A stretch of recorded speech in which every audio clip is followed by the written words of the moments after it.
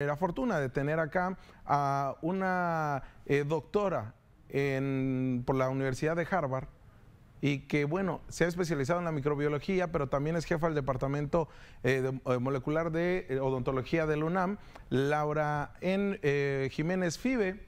Lauri, ¿cómo estás? Muy buenas noches, doctora. Hola, ¿qué tal? Muy buenas noches.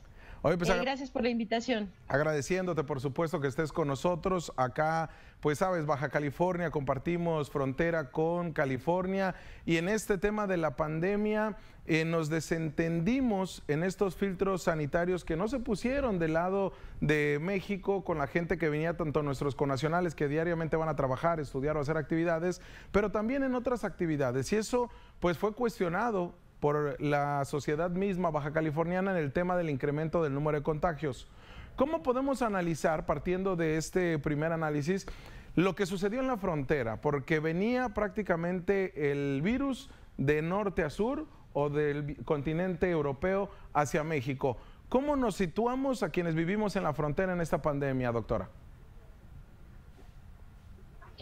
Bueno, esa pregunta que hace es un poco complicada de contestar. Es decir, si los contagios van de México para Estados Unidos o de Estados Unidos para México, es muy complicado contestar eso. Hay cosas que sí sabemos con precisión, ¿no? El virus que llegó aquí a México provino específicamente de Europa.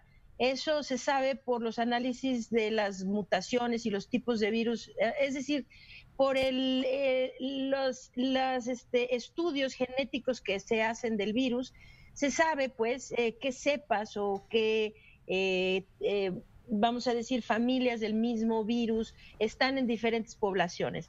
Entonces, por ejemplo, en Estados Unidos es una cosa curiosa que la mitad de Estados Unidos, la parte este, tiene una cepa del virus SARS-CoV-2 que es distinta a la parte oeste de los Estados Unidos. Y aparentemente tienen una cepa que provino de Europa y otra que provino de Asia, particularmente de China. Entonces aquí en México en realidad el virus que llegó primero a México es un virus que vino de Europa.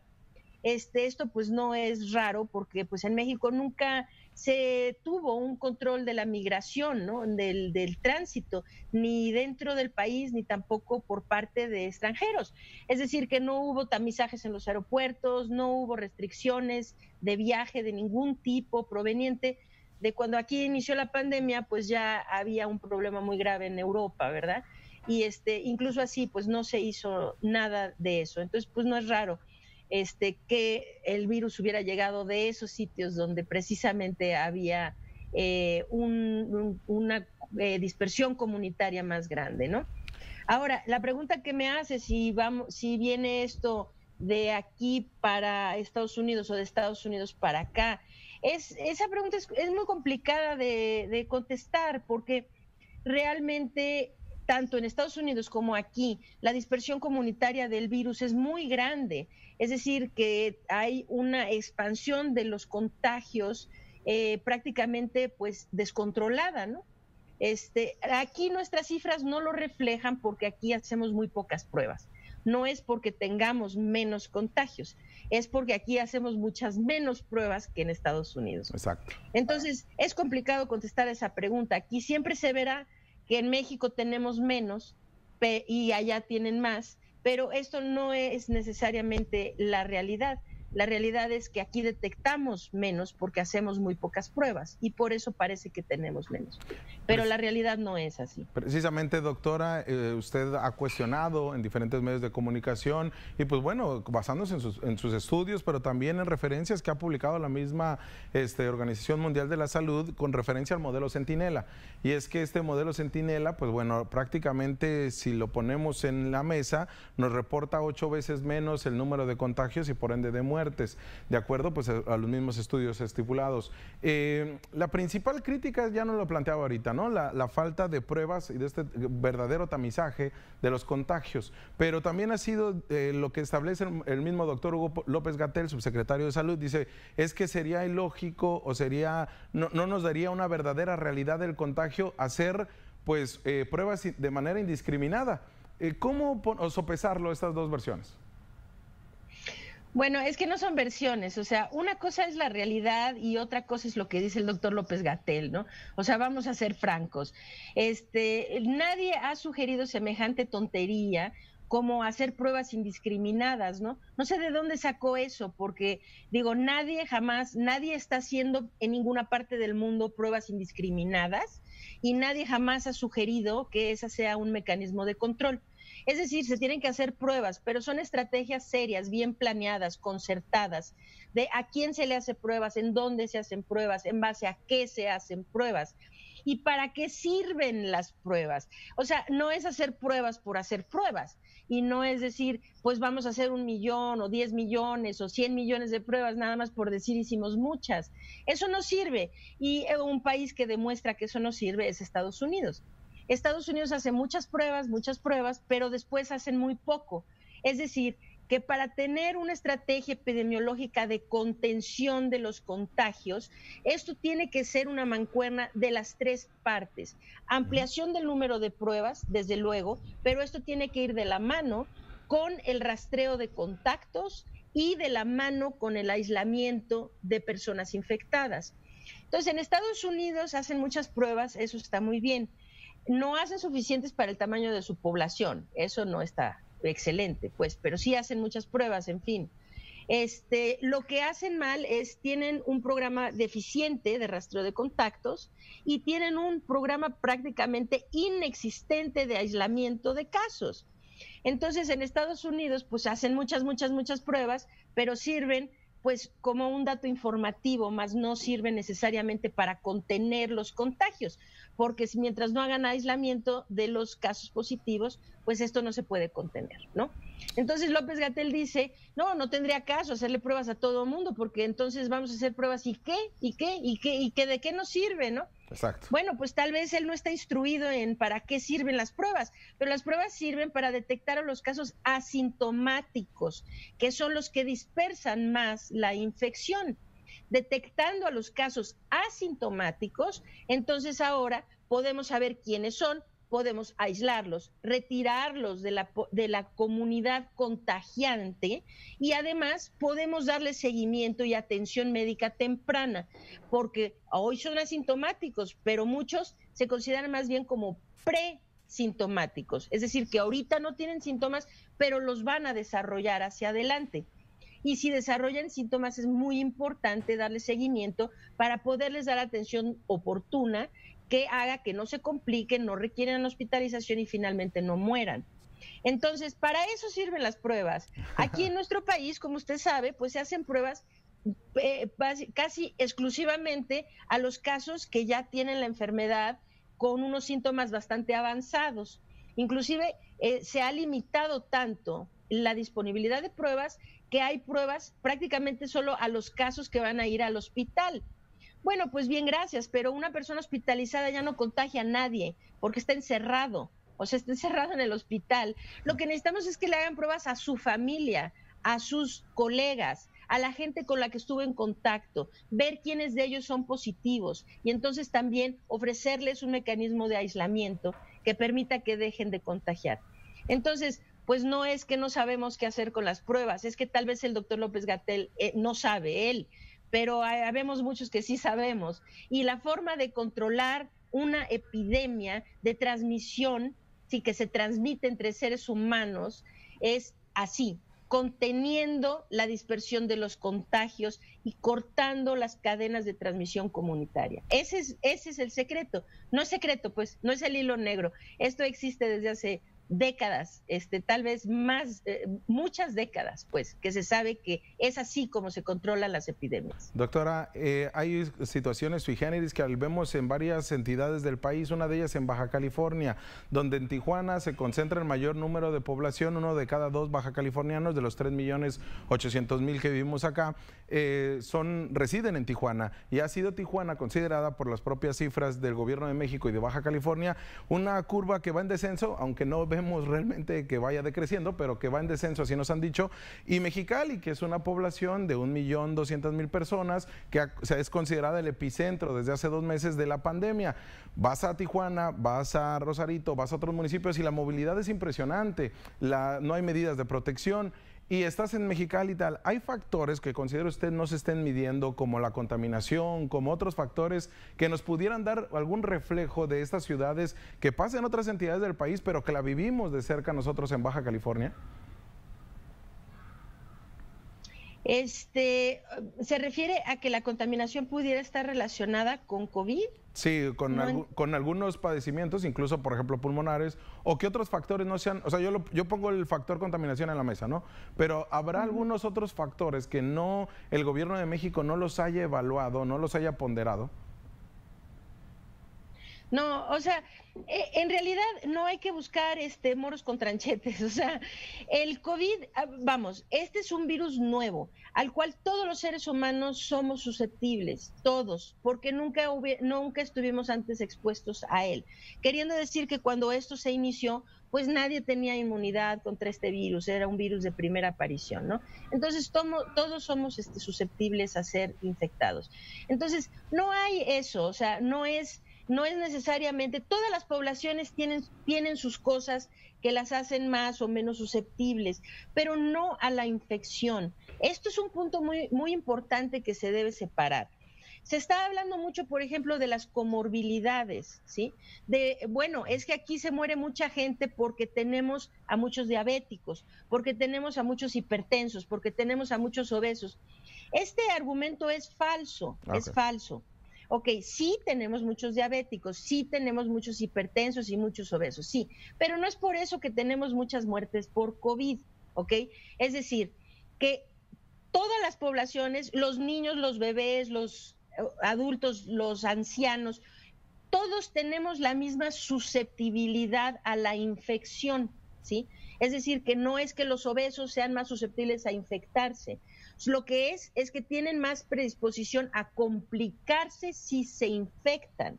Hay una diferencia muy grande en estas dos cosas. Claro.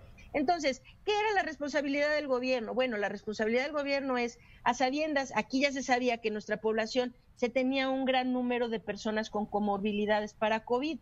Entonces, sabiendo esto desde décadas atrás, pues el gobierno debió tomar medidas mucho más enérgicas, mucho más contundentes para impedir la dispersión de los contagios, sabiendo que en nuestra población había mucha gente con alto riesgo de morir o de complicarse y morir si es que adquirían COVID. Entonces, es decir, no tiene que ver necesariamente con esta ciudad o la otra ciudad. Lo que tiene que ver es la dispersión de los contagios, qué tan prevalente es el contagio comunitario. Entonces, las diferencias que tienen entre una ciudad y otra no son diferencias, digamos, por algún factor adicional, externo, no, es tal vez la densidad de población o que ahí se incorporaron muchos contagios y la dispersión se dio muy rápido. Es decir, tiene que ver con la dispersión del virus mismo. No es un problema de altitud, de temperatura, de contaminación, de factores externos. Esto no es problema. Incluso tampoco es un problema, digamos, de diabéticos, de hipertensos, de nutrición, de problemas metabólicos. No es porque no, el contagio no está determinado por estos factores. Todos los seres humanos tenemos la misma susceptibilidad a ser infectados. Lo que nos hace diferentes, sí, es qué tanto riesgo, una vez que fuimos infectados, qué tanto riesgo tenemos unas personas versus otras personas de tener esta enfermedad de forma más grave o complicada o de morir, ¿sí? Doctora, ¿qué es lo que tenemos que hacer como sociedad en un llamado que hacen especialistas como usted? Porque vemos que no hay un entendimiento real entre los gobiernos estatales, municipales, con el federal en cuanto a las acciones de gobierno que se están emprendiendo. Ya ni digamos del semáforo epidemiológico, que acá lo hemos cuestionado periodísticamente hablando, porque no hay un verdadero seguimiento, no hay un entendimiento. Prácticamente todo el mundo hace lo que quiere. Si bien es cierto, no es una anarquía, pero sí hay una diferencia en cuanto a criterios. Como sociedad estamos atados a las cifras que nos dan, a las acciones que nos dicen, y el quédate en casa pues ya se desgastó, ya no es esa acción de gobierno que tendríamos que seguir. ¿Qué tendríamos que irnos encaminados como sociedad, doctora? Bueno, necesitamos hacer dos cosas, ¿no? Uno es si el gobierno federal no va a hacer nada, necesitamos hacer algo. Muchos gobernadores y muchas autoridades en los gobiernos de los estados se están moviendo independientes del gobierno federal para hacer lo que tienen que hacer para poner a su gente, a la gente de su estado, en resguardo, darles seguridad de alguna forma que el gobierno federal no está haciendo. Entonces yo sí tengo muchas esperanzas que sean no uno, dos o tres, sino muchos gobernadores que tomen estas decisiones correctas, que vean la forma de ampliar su capacidad para hacer pruebas, que vean la forma de instituir programas importantes de rastreo de contactos, de búsqueda de casos activa y que emprendan pues programas, desde luego, para hacer un aislamiento vigilado de los casos, de los contagios y para darles tratamiento temprano y oportuno a las personas. Entonces, creo que pues los gobernadores tendrán que hacerlo, hacer pues ellos el esfuerzo dentro de su estado, que se salga de lo que el gobierno federal literalmente está haciendo, nada más que reportar cifras, esa es la verdad. O sea, están reportando cifras. Ok, pero no hacen nada por contener los contagios. Entonces, ojalá que muchos gobernadores se sumen al esfuerzo. Inclusive la doctora Claudia Sheinbaum, ella ha adoptado otra posición diferente y sí está, mientras que sus esfuerzos no son suficientes todavía, por lo menos sí tiene la intención de obligar a la gente, o por lo menos sugerirle a las personas que deben ponerse un cubrebocas, ¿verdad? Al salir de casa, está tratando de ampliar capacidad de pruebas, está tratando de hacer rastreo de contactos, no sé, todo esto vino tarde, el esfuerzo es insuficiente, pero bueno, por lo menos algo. A muchos gobernadores, el de Colima, el de Nuevo León, el de Jalisco, o sea, varios gobernadores ya se suman a todos estos esfuerzos que son importantes. Esa es una. Lo segundo es que, pues sí, la sociedad, nosotros como sociedad tenemos que concientizarnos que somos una parte muy importante del problema, pero en lugar de ser parte importante del problema, podríamos convertirnos en una parte importante de la solución. Y eso nos daría un gran poder. ¿Cómo podemos ser parte de la solución y no del problema? Es que parte de la solución es concientizarnos. Estamos en época de pandemia.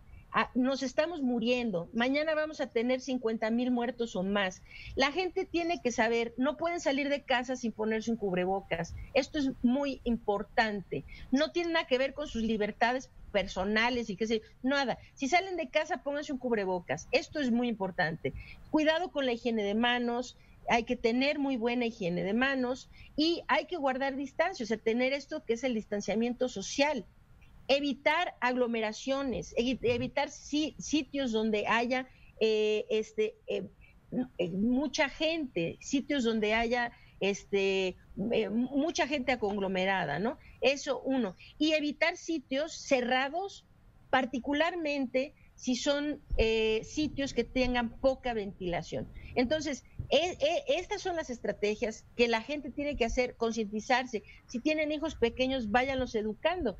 Esta es nuestra vida de aquí a que venga una cura o una vacuna para el virus. Y eso va a tardar mucho todavía.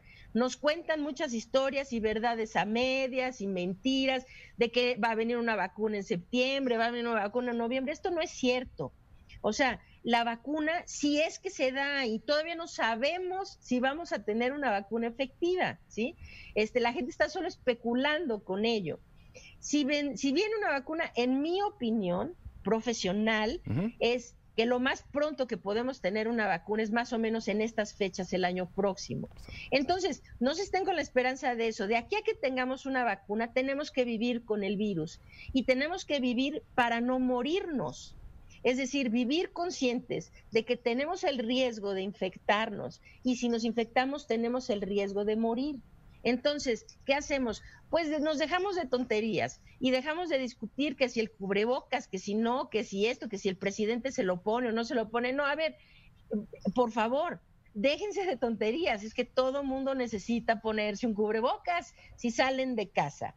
¿Ok? Eso puede disminuir hasta en un 60% los contagios y salvaría decenas de miles de vidas. Entonces, eviten espacios concurridos, eviten sitios cerrados, eviten sitios con poca ventilación, póngase siempre el cubrebocas Y bueno, carguen un botecito de gel, ese de alcohol, ¿no? Al 70% o más, y donde no puedan tener agua y jabón, utilicen el gel para sanearse con frecuencia las manos. Esto puede hacer una gran diferencia en la transmisión de los contagios. Doctora. Claro, o sea, hay que recordar siempre que eso ayuda, pero la solución está en el gobierno. El gobierno tiene que establecer estrategias de contención. Claro, claro. Doctora, pues le agradezco que haya estado con nosotros, que de esta manera, pues de la manera tan especializada que nos pueda llevar un mensaje, llevárselo a los bajacalifornianos, a los que nos ven allí en de la frontera, en el sur de California, en Arizona, y que de esta manera pues nos logremos concientizarnos no solamente nosotros, sino ya dio el mensaje directo hacia la autoridad. Que pase excelente noche, doctora. Muchas gracias por participar acá con nosotros. Muchas gracias por la invitación. Fue un placer estar en su programa. Pues ahí tienen ustedes a la doctora Laurie N. Jiménez Fibe, quien, pues bueno, ya sabe...